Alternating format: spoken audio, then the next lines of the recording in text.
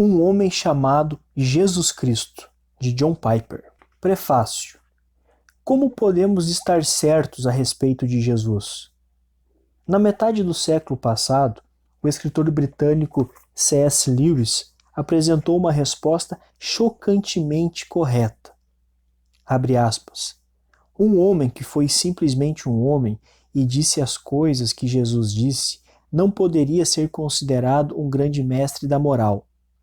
Ou ele foi um lunático, do mesmo nível do homem que disse ser um ovo poché, ou foi o diabo do inferno.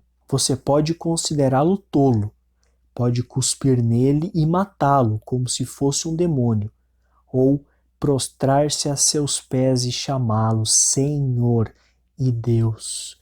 Mas não podemos vir com ideias tolas e complacentes de que ele foi um eminente mestre humano. Ele não deixou brecha para isso. Ele não teve esta intenção. Fecha aspas. Em outras palavras, Jesus jamais será domesticado. Mas as pessoas ainda tentam domesticá-lo. Parece haver algo nesse homem que se adapta a cada pessoa.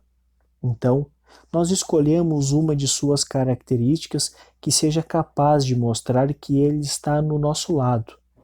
Todo mundo sabe que é muito bom ter a companhia de Jesus, mas não a companhia do Jesus original, não domesticado, não adaptado. Apenas o Jesus revisado que se encaixa em nossa religião, plataforma política ou estilo de vida. Quando eu cursava a universidade na Alemanha, na década de 1970, fiz a crítica literária de um livro chamado Jesus für Atheisten. Você não precisa conhecer alemão para traduzi-lo. Foi uma leitura marxista da vida de Jesus. De acordo com aquele livro, a essência dos ensinamentos de Jesus não passou de um apelo para uma ação radical contra o regime da época. Foi um apelo para a derradeira devoção ao reino, a introdução da nova sociedade, o marxismo. Há um fato que me causa estranheza. Dentre as pessoas que não aceitam Jesus como seu Salvador e Deus, quase ninguém fala mal dele. O mesmo se aplica à cruz. É bonito usá-la como joia, mas ninguém deseja morrer numa cruz. As únicas cruzes que as pessoas desejam são as cruzes domesticadas. Faz sentido, portanto, imaginar que um homem que, ao longo da vida, planejou morrer em uma cruz seria visto como uma pessoa perigosa. Ninguém lhe daria crédito. Será que podemos conhecer Jesus como ele realmente foi e é? Como podemos conhecer uma pessoa que viveu na Terra 2000 anos atrás? Alguém que afirmou ter ressuscitado dos mortos com vida indestrutível e vive até hoje. Algumas pessoas dizem que isso não é possível. O verdadeiro Jesus está sepultado na história, elas dizem, e não temos acesso a ele. Outras não são tão céticas. Acreditam nos registros bíblicos da vida de Jesus e acham que seus intérpretes primitivos, como o apóstolo Paulo, por exemplo, são mais dignos de confiança que os críticos da atualidade. Mas como podemos ter certeza de que a descrição bíblica a respeito de Jesus é verdadeira? Há dois caminhos para aqueles que buscam um solo firme sob os pés da fé. Um é o caminho da pesquisa histórica e meticulosa para comprovar a autenticidade dos registros históricos. Eu segui esse caminho durante os meus anos de estudo no seminário, na universidade e como professor de faculdade. Apesar de todos os desafios à minha fé naquela época, nunca duvidei de que existem bons motivos para confiarmos nos registros que o Novo Testamento traz acerca de Jesus. Hoje existem muitos livros persuasivos, eruditos ou populares, que sustentam essa confiança. Agora, porém, sou pastor e não professor de faculdade. Continuo a dar valor ao caminho da pesquisa histórica feita pelos estudiosos.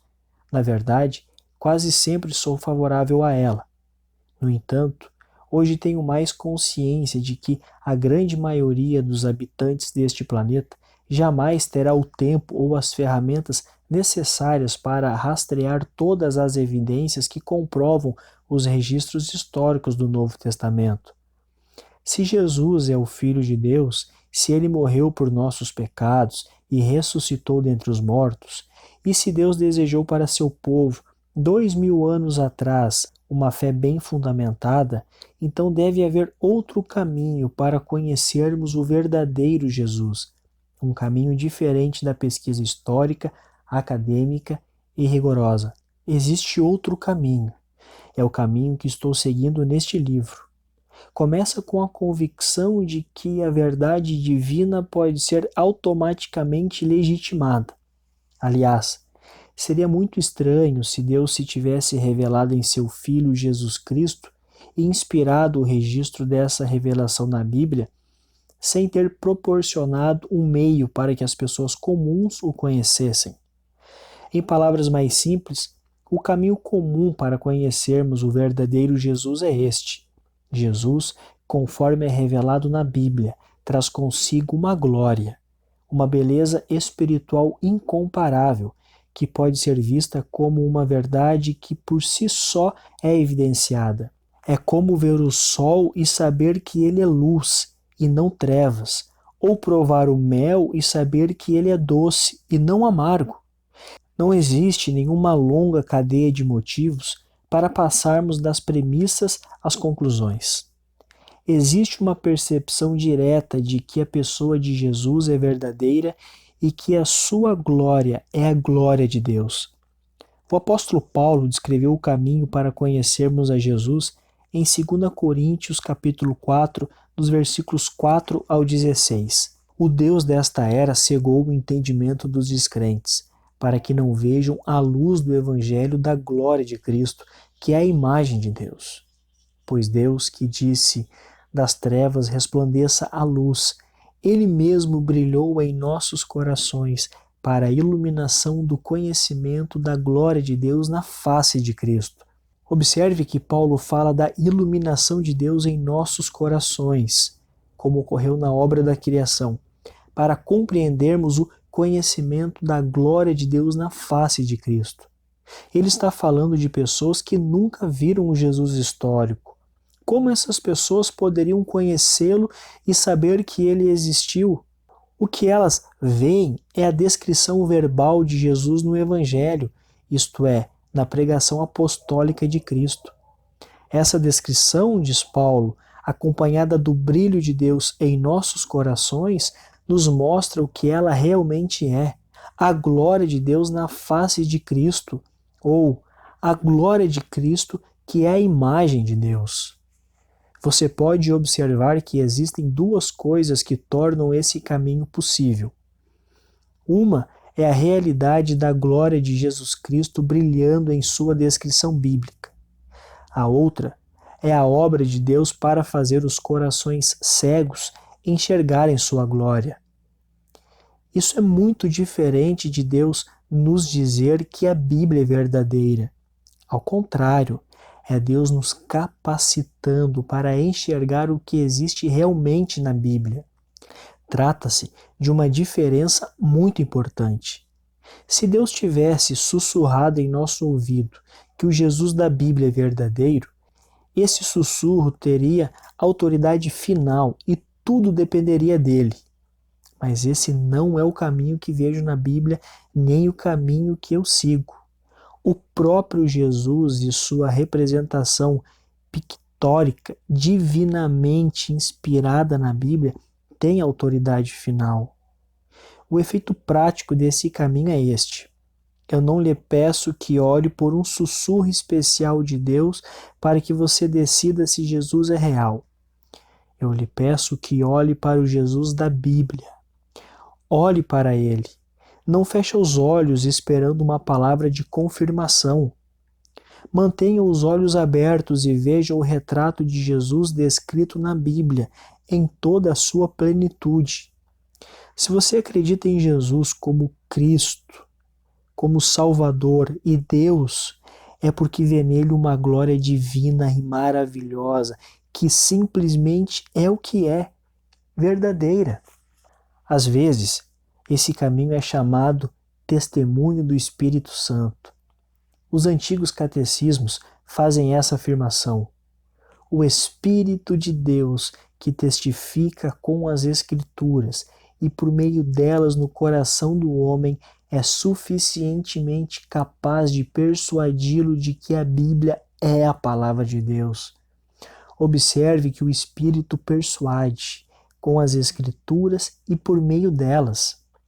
Ele não marginaliza as Escrituras, nem substitui as revelações particulares acerca das Escrituras. Ele remove a cegueira de hostilidade e rebelião e, por conseguinte, abre os olhos de nosso coração para enxergarmos o brilho evidente da divina beleza de Cristo. Portanto, ao escrever este livro, meu objetivo foi exibir o retrato bíblico de Jesus. Não debati esse fato do ponto de vista histórico. Outras pessoas poderiam ter feito isso melhor do que eu, e eu aplaudo o trabalho delas. Tentei ser fiel ao que a Bíblia diz acerca de Jesus Cristo. Apesar de saber que, comparado às Escrituras, este livro é imperfeito, espero que a leitura de seus 13 capítulos seja o mesmo que ver um diamante por meio de 13 facetas diferentes. A Bíblia é a única descrição autorizada do diamante de Jesus Cristo. Espero que, depois de ler este livro, você passe a ler a Bíblia. Foi por isso que recheei esses curtos capítulos com trecho das Escrituras. Espero também que este livro seja útil tanto a crente como a descrente. Oro para que ele seja utilizado por Deus para despertá-los, a fim de que vejam a grandeza e a glória de Jesus Cristo pertuadas por ele. E oro para que este livro adoce a visão que os crentes têm da excelência de Cristo. Só assim o seu título se tornará uma realidade. Quando vemos Jesus como ele realmente é, temos condições de prová-lo, isto é, de nos regozijarmos nele da mesma maneira que nos alegramos quando vemos algo verdadeiro, lindo e prazeroso. Este é o meu objetivo, porque duas coisas decorrem dessa experiência com Jesus Cristo. Ele é honrado e nós temos liberdade para recorrer alegremente o estreito caminho do amor. Cristo é plenamente glorificado em nós quando nos regozijamos nele. E quando nos regozijamos nele, somos crucificados para o mundo. Desta maneira, no momento em que vemos e provamos o Senhor Jesus Cristo, os reflexos de sua presença no mundo se multiplicam. O apóstolo Paulo disse: "E todos nós, que com a face descoberta contemplamos a glória do Senhor segundo a sua imagem, estamos sendo transformados com glória cada vez maior, a qual vem do Senhor, que é o Espírito." Contemplar é ser transformado. Ver Cristo salva e santifica. Já que tudo isso, conforme Paulo diz, vem do Espírito, inclui orações no fim de cada capítulo. A obra do Espírito Santo em nossa vida é essencial. Jesus disse: "Se vocês, apesar de serem maus, sabem dar boas coisas aos seus filhos, quanto mais o Pai que estás nos céus dará o Espírito Santo a quem o pedir." Junto-me aos leitores sinceros para suplicar doces maiores e mais abundantes da obra do Espírito em nossa vida. Oro para que, quando olharmos para Jesus, ele nos conceda o privilégio de ver e provar a glória de Deus na face de Cristo. Eu o convido a participar comigo desta busca, para encontrarmos juntos a alegria bem fundamentada, duradoura e que gera amor. Tudo está em jogo. Nada é mais importante na vida que ver Jesus como ele realmente é e, acima de tudo, provar o que vemos.